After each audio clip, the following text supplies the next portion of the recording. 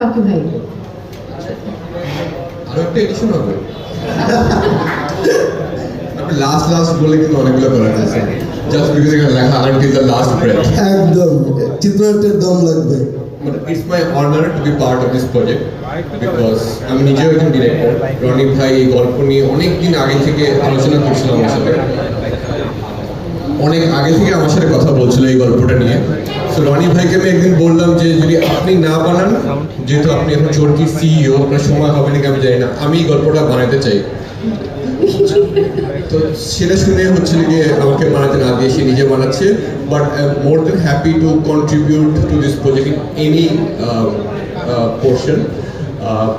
এই দম গল্পটা একটা হিউম্যান স্পিরিটকে নিয়ে, যেটা হচ্ছে একটা ইউনিভার্সাল একটা ল্যাঙ্গুয়েজ আছে, ইউনিভার্সাল একটা অ্যাপিল আছে এই গল্পতে, যেটা আমাদেরকে অ্যাট্রাক্ট করেছিল।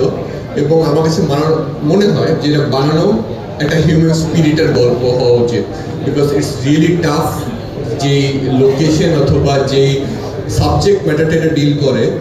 সো আমাকে কংগ্রেচুলেট দ্য টিম যে তারাও একটা হিউম্যান স্পিরিটের একটা এক্সাম্পল হয়ে থাকবে এই ফিল্মটা বানানোর পর। Thank you.